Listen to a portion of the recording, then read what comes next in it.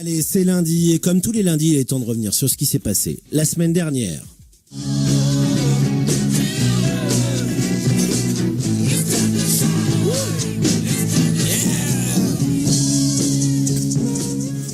Et pour commencer, le sujet que Jordan adore. La semaine dernière est sortie une vidéo édifiante sur la façon de se déplacer de notre maire de Paris, Madame Hidalgo.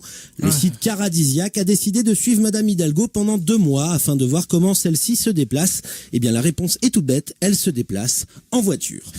Alors, en voiture électrique, certes, mais en voiture tout de même. Mais ce qui est édifiant dans cette vidéo, c'est que l'on peut voir que le chauffeur de notre maire de Paris prend les sens interdits, se gare dans les stationnements gênants, et j'en passe. Vous qui pensiez que pour elle, c'était le Vélib, eh bien non, ça c'était pour la déco. Donc on a compris pourquoi Madame Hidalgo veut interdire aux usagers d'utiliser leur voiture. C'est pour mieux prendre la sienne, pour pas se faire chier dans les bouchons. Eh ben ouais, pas folle la guêpe. C'est extraordinaire. Science maintenant, messieurs, je ne vais malheureusement pas vous annoncer une bonne nouvelle. Des chercheurs italiens se sont penchés sur ce qui nous préoccupe le plus dans la vie. À votre avis, c'est quoi?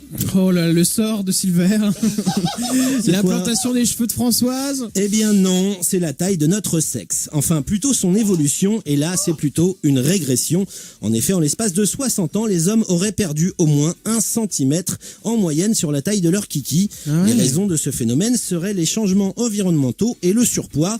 Donc pour ceux qui se posaient la question, vous savez maintenant pourquoi Jordan se trimballe tout le temps avec une pince à épiler et une loupe. Télé, suite à une blague très limite sur les femmes battues lors de l'émission de Julien Courbet sur C8, l'animateur et humoriste Tex que nous avons reçu, a reçu une mise à pied disciplinaire. Écoutez. Sujet super sensible, je l'attente. Les gars, vous savez ce qu'on dit à une femme qui a déjà les 2 yeux au beurre noir? Elle est terrible celle-là. On lui dit plus rien, on vient déjà de lui expliquer 2 fois. Aïe aïe aïe aïe aïe. Une décision prise par la chaîne imposant donc par la même occasion l'annulation des prochains tournages de son émission Les Amours. Heureusement, le sketch n'a duré que le temps d'une blague. On a eu de la chance. On a évité la suite des blagues pourries avec pourquoi les femmes ont des jambes ou comment on fait asseoir 4 gays sur une chaise, etc., etc. L'animateur s'est exprimé jugeant cette décision disproportionnée. La question est-ce qu'une blague très nulle mérite d'être mise à pied? Personnellement, je pense que non. En tout cas, ce qui est sûr, c'est qu'avec Tex, l'humour n'est pas vraiment promis à un bel avenir, mais l'exagération de la censure et la délation au CSA, oui. Bon. Et puis, à un moment, en écrivant ma chronique, je me suis dit, tiens, t'as pas parlé de Johnny encore. Je me suis dit que ça serait facile de me laisser aller à quelques blagues vaseuses sur allumer le feu, sur son enterrement à Saint-Barth, sur son look de rocker ringard mais sévèrement burné. Et puis je me suis dit que vanner là-dessus, c'était comme vanner la Tour Eiffel, ça n'a aucun intérêt. Non, Johnny ne fait pas partie des artistes que j'écoute. Et pourtant, en voyant tous ces hommages, je me suis rendu compte que je connaissais les paroles de la plupart de ses chansons.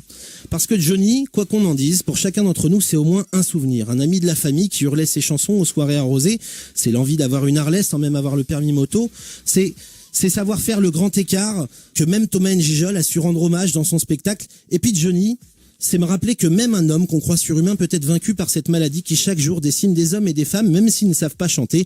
Oui, en fait, Johnny, c'est ce qu'au fond de nous, on croyait immortel. Alors bien sûr, je n'ai pas pleuré le King français comme je pleurerais Mick Jagger le jour où il ira le rejoindre au paradis du rock, mais bordel, ça fout un coup.